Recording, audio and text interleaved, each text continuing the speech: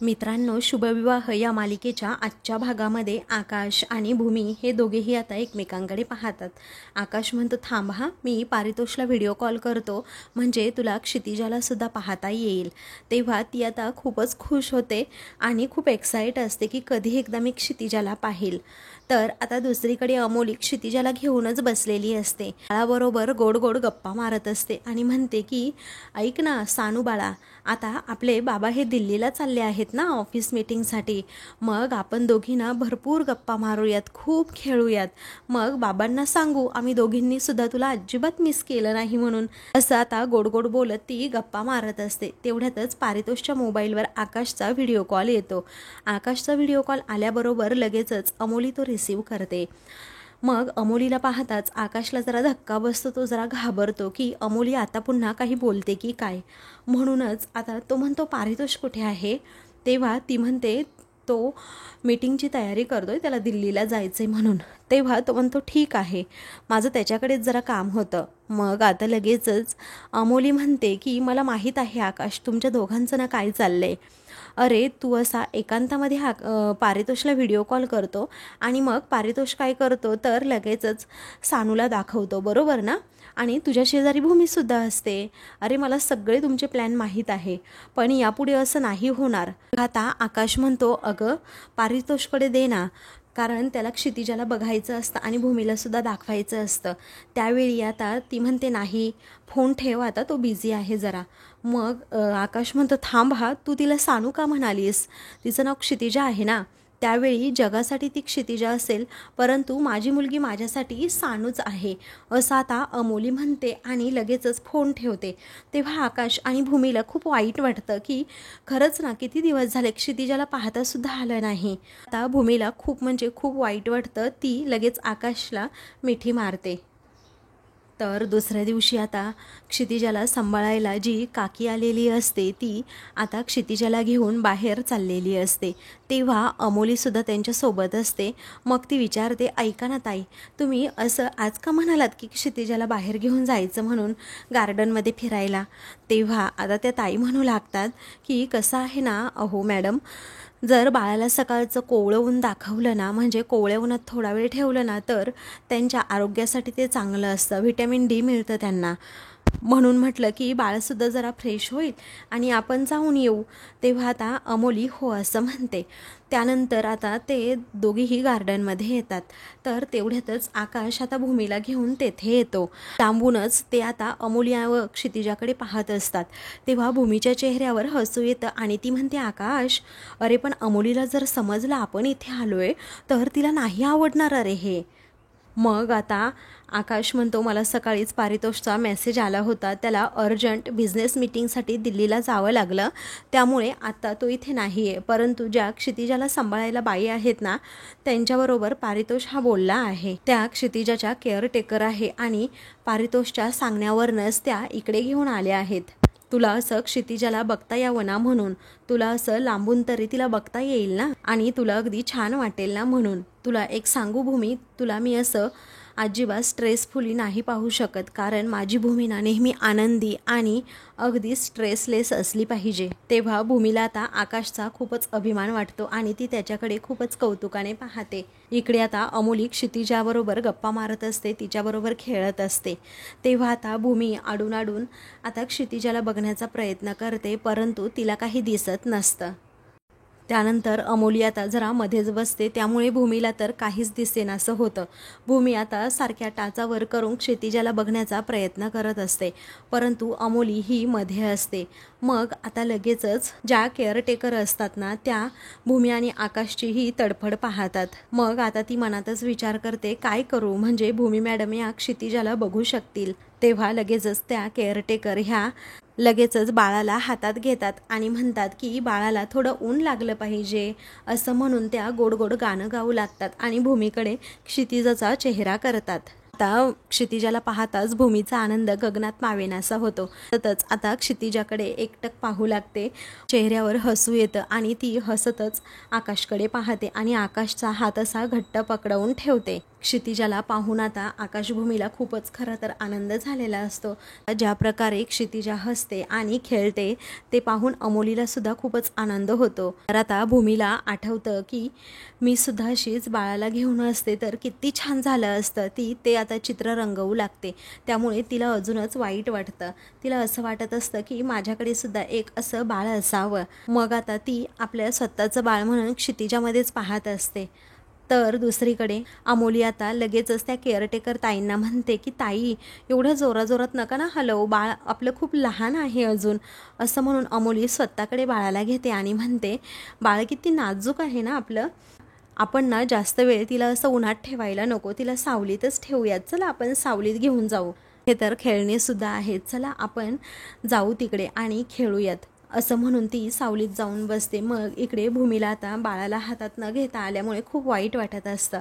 तेव्हा आता आकाश तिची समजूत घालतो की भूमी जाऊ दे ना, आपण एवढ्यावरच आज समाधान मानूयात, चालेल ना। तेव्हा भूमी आता हो असं आनंदानेच म्हणते। तेवढ्यातच आकाशला एक फोन येतो। आता तो फोन गायकवाड सरांचा असतो। तेव्हा आता बोला ना गायकवाड सर, असं आता आकाश म्हणतो। तेव्हा भूमी आश्चर्याने आकाशकडे पाहतच राहते। दुसरीकडे गायकवाड सर जे ट्रकचे ड्रायव्हर असतात ना, त्या दोघांनाही खूप म्हणजे खूप मारतात आणि म्हणतात की मगापासून तुम्हाला धुतोय तरीही तोंड उघडत नाही आहात तुम्ही, या 2 हवालदारांना सांगू का तुम्हाला धुवायला, बोला ना अरे पटकन बोला, काय खरं आहे ते सांगा।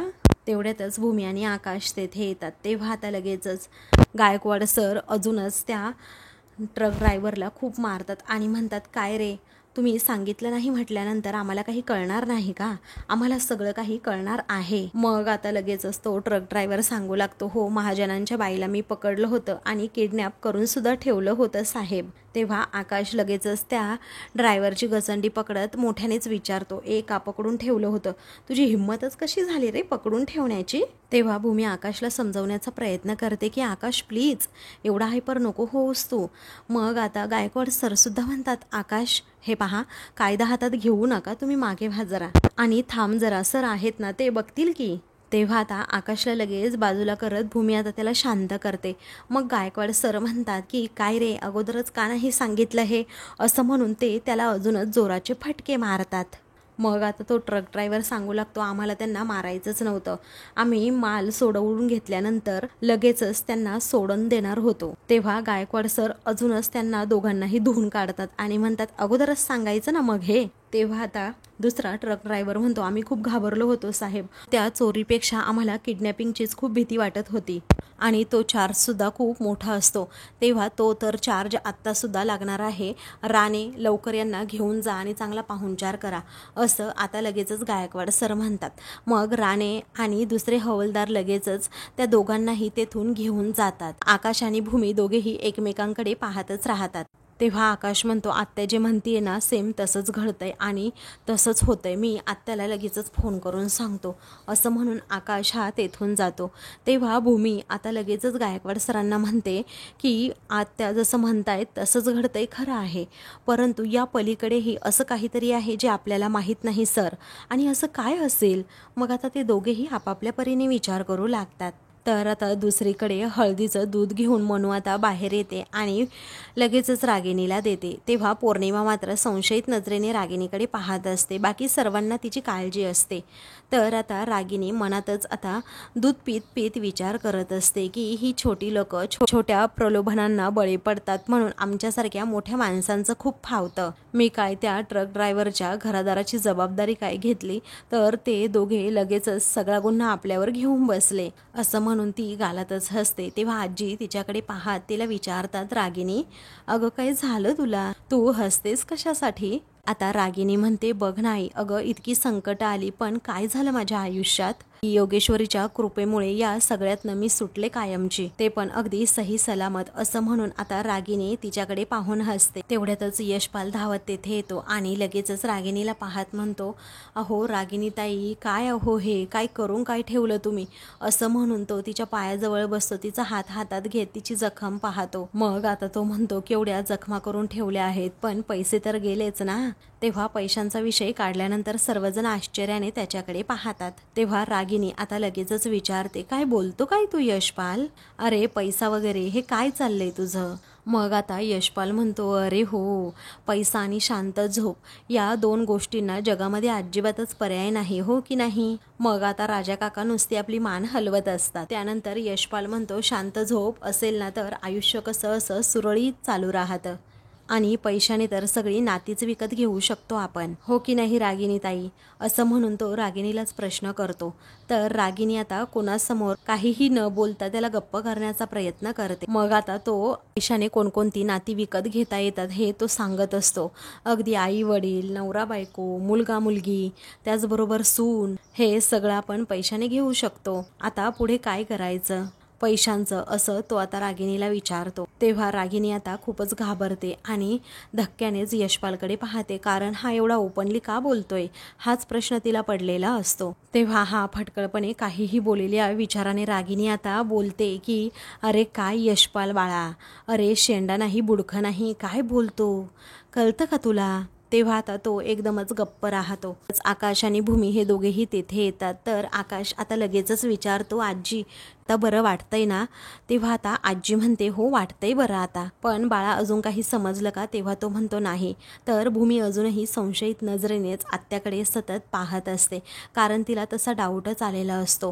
त्यानंतर आता आजी म्हणतात, भूमी बाळा आज काहीतरी गोडाधोडाचं कर हा, कारण अगं आज माझी लेक किडनॅपरच्या तावडीतून सुटून घरी आली आहे. आज आनंदाचा दिवस आहे आणि सगळं व्यवस्थित सुरळीत चाललंय ना, हे म्हणून सुद्धा देवाला नैवेद्य दाखवावा लागेल ना, म्हणून तू आपलं गोडाधोडाचं कर.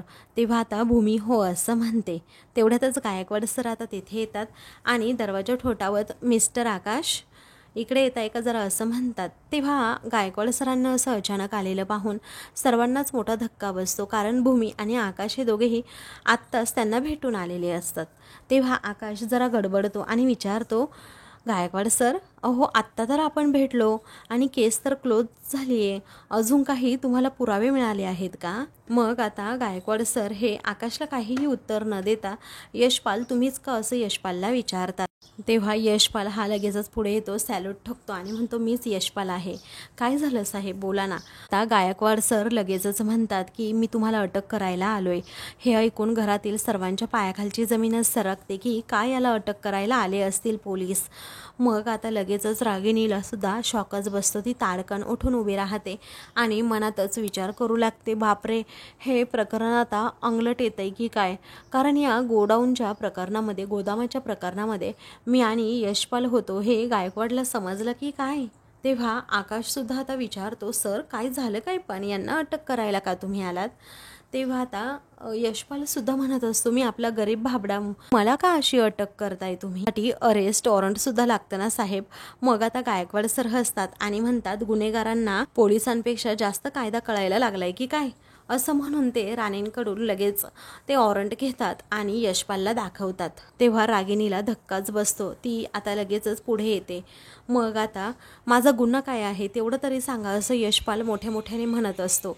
तेव्हा राणे यांना घ्या अगोदर, गायकवाड सर आता म्हणतात. तेव्हा रागिणी म्हणते, 1 मिनिट थांबा जरा.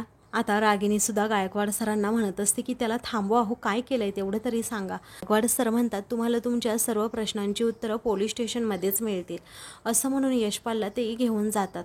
तर घरातील सर्वजण आता टेन्शनमध्ये येतात. मग रागिणीला तर आता काही सुचतच नसतं करावं काय. तेव्हा आता रागिणी मनातच म्हणते की काय झालं असेल, त्या चोरीच्या प्रकरणाबद्दल समजलं असेल की त्या गोदामाच्या आगीच्या प्रकरणाबद्दल समजलं असेल, पण असं असतं तर माझं नावसुद्धा त्यामध्ये आलं असतं ना आणि मलासुद्धा अटक झालीच असते ना. तर यशपालला अटक कशी झाली असती हाच प्रश्न तिच्या मनामध्ये सतत येत असतो. त्यामुळे ती खूपच घाबरते. तिला काय करावं सुचत नसतं. तेवढ्यातच राजाकाका पुढे येतात आणि म्हणतात, या माणसावर ना माझा डाऊट होताच, हा काहीतरी चलबिचल करतोय हे मला माहीतच होतं, हा एवढा चांगला नाहीये हे मला कळत होतं.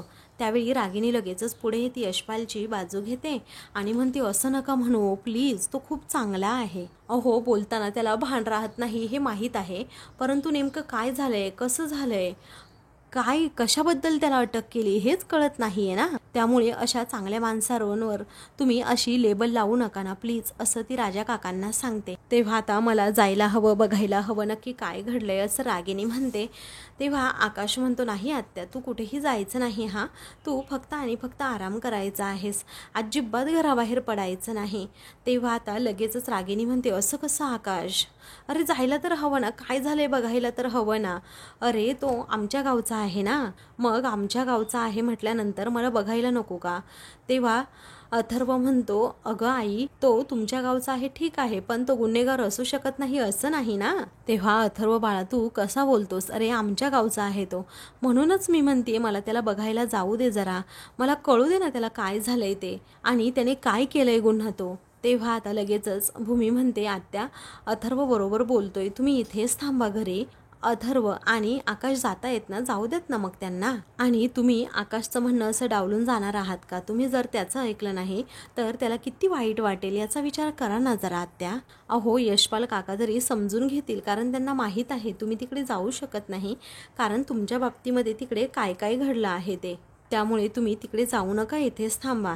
आणि तिकडे ना पुरुष मंडळी असणं सर्वात जास्त महत्त्वाचं आहे. तेव्हा आकाश आणि अथर्व लगेचच तिथून जातात. तेव्हा आता रागिनीच्या मनाची चलबिचल होती, तिला काय करावं सुचत नसतं. ती आता म्हणतच असते की नक्की कशामुळे अटक झाली आहे ना हेच कळत नाही आहे, का बरं अटक केली असेल त्याला, काही समजायला मार्गच नाही. आता आत्याच्या मनात जी चलबिचल सुरू आहे ना ते बरोबर भूमी आता ओळखते आणि लगेचच आत्याकडे पाहते. तिला वेगळाच डाऊट येतो. त्यानंतर ती आपल्या रूममध्ये येते आणि गायकवाड सरांना फोन करून थँक्स तरी म्हटलं पाहिजे असं म्हणून ती आता लगेचच त्यांना फोन करते. तर इकडे यशपालला आता पोलीस स्टेशनमध्ये घेऊन आलेले सुद्धा असतात. तेव्हा यशपाल म्हणतो आता परत नाही ना धक्का मारणार मी, अहो काय केलंय मी सांगा ना मला. तेव्हा चल पटकन आतमध्ये असं गायकवाड सर रागातच म्हणतात. तेव्हा राणेंना सांगून गायकवाड सर लगेचच त्याला आतमध्ये टाकायला सांगतात. तर आता खिशातून फोन काढत ते पाहतात तर भूमीचा फोन असतो. मग आता यस बोला मॅडम असं गायकवाड सर भूमीला म्हणतात. तेव्हा ती आता म्हणते Gaikwad sir thank you so much sir. तेव्हा गायकवाड सर आता विचारतात थँक्स कशासाठी. मग आता भूमी म्हणते हो कशासाठी काय, तुम्ही माझ्या प्लॅनला सपोर्ट केलात आणि यशपालला येऊन अटक करून घेऊन सुद्धा गेलात. गायकवाड सर आता म्हणतात खऱ्या गुन्ह्याच्या मुळाशी पोहोचण्यासाठी कधी कधी अशा गोष्टी ह्या कराव्याच लागतात आणि तेच आम्ही सुद्धा करतो, कारण रागिनी मॅडमच्या विरोधात अजूनही कोणताही ठोस पुरावा सापडलेला नाही. कारण त्या दिवशी त्या ट्रक ड्रायव्हरने स्वतःवर सर्व दोष घेतला. त्यावर तुम्ही सांगितलेली आयडिया मला खूप आवडली, मग तुमच्याशी बोलून प्लॅन करून ठरवलं. तेव्हा भूमी आता विचारते पण सर आता तुम्ही काय करणार आहात. तेव्हा लगेचच गायकवाड सर म्हणतात पोलीस इंटरोगेशन करणार, कारण पोलिसांचे फटके पडले ना तर भले भले लोक अगदी पोपटासारखे बोलू लागतात. आता हा सुद्धा बोलणार, कारण रागिनी मॅडमचा आणि याचा काय संबंध आहे, दोघांनी मिळून अगोदर काय गुन्हा केला आहे ना हे सगळं आपल्याला कळणार. आधी कॅशची चोरी आणि मग नंतर मालाची चोरी याबद्दल जरीही तो थोडा का होईना घाबरून जरी बोलला ना तरीही सगळं हे आपलंच पथ्यावर पडणार. त्यावेळी भूमी म्हणते सर तुम्ही जरा विचारून बघा तो काही बोलतोय का. तेव्हा गायकवाड सर म्हणतात हो तुम्ही तिकडे रागिनी मॅडमवर ना अगदी बारीक लक्ष ठेवा. तेव्हा भूमी म्हणते हो त्यांच्यावर लक्ष ठेवून तर मी आहेच, कारण त्या पॅनिक होऊन जर त्यांनी काही चूक केली तर आपल्याला त्यांना रंगेहात सुद्धा पकडता येईल. पण सर खरंच एकदा थँक्स असं म्हणून आता ती सारखी सारखी थँक्यू असं म्हणते. हा गायकवाड सर म्हणतात इट्स ओके. मग भूमी म्हणते सर ॲक्च्युली मला ना तुम्हाला एक गोष्ट विचारायची होती. मग आता विचारा की असं गायकवाड सर पुन्हा पुन्हा म्हणतात. सांगू लागते सर माझ्या डोक्यात एक कल्पना आली आणि तुम्ही अख्खा प्लॅन आखलात, पण मला ना अशी मनामध्ये हुरहुर लागली आहे की आपण जे करतोय ते बरोबर आहे ना. तेव्हा गायकवाड सर म्हणतात हो आपला हेतू स्वच्छ आहे आणि मी तुम्हाला सांगितलं ना मॅडम पोलीस हे असले डावपेच हे आखतच असतात. आता आम्हीही करतो आणि हा यशपाल आहे ना तो चांगल्या नियतीचा माणूस नाही, मी माझ्या अनुभवावरून सांगतोय. जे काही आपण करतोय ना त्यामध्ये काहीच चुकीचं नाही आहे. तेव्हा भूमी म्हणते ठीक आहे thank you so much sir, thank you so much. आता कळवा मला जे काही होईल ते असं म्हणून आता भूमी लगेचच फोन ठेवते. गायकवाड सरांनी फोन ठेवल्यानंतर भूमीच्या बोलण्याचाच ते विचार करत असतात आणि पुढे काय काय करायचं याचा प्लॅन आखतात. तर भूमी सुद्धा दुसरीकडे आता नक्की होणार काय, यशपाल खरं सांगेल का हा विचार करत असते. मग आता भूमी मनातच विचार करते यशपाल तर आत्या आता पोलिसांच्या ताब्यात आहे, आता तो काय तोंड उघडतंय ना यावर तुमचं भवितव्य तर अवलंबूनच आहे। तर आता मित्रांनो, पुढील भागामध्ये गायकवाड सर भूमीला फोन करतात। भूमी कॉल रिसीव्ह करते। गायकवाड सर तिला म्हणतात, त्या यशपालच्या तुरुंगासमोर मिनी कॅमेरा सुद्धा लावलाय। आता रागिनी मॅडमची इथे येण्याची फक्त मी वाट बघतोय। आता त्या दोघांमध्ये जे काही संभाषण होईल ते त्या कॅमेरामध्ये सुद्धा रेकॉर्ड होईल। त्या दोघांमध्ये नक्की काय शिजतंय ते लगेचच कळेल आपल्याला। तेव्हा आता भूमीला खूपच आनंद होतो। दुसरीकडे रागिनी आता यशपालला भेटायला आलेली असते। तेव्हा रागिनी ताई, बरं झालं तुम्ही आलात, मी तुमचीच वाट बघत होतो असं यशपाल म्हणतो। मला माहीत होतं दुसरं तिसरं कोणीही नाही आलं ना तरीही तुम्ही येणार। मग आता आत्या लगेचच म्हणते, गप्प रहा, कारण आत्याने सुद्धा तो कॅमेरा आता पाहिलेला असतो। तर दुसरीकडे भूमी आता मनातच म्हणत असते, आत्या, आमच्या नजरेतून तुम्ही वाचलात, परंतु तुमच्या तोंडानेच तुम्ही तुमच्या पापांची कबुली द्याल आणि ती कॅमेरामध्ये सुद्धा कैद होईल। अशाच मालिकेंचे पुढील भाग पाहण्यासाठी चॅनलला सबस्क्राईब करा।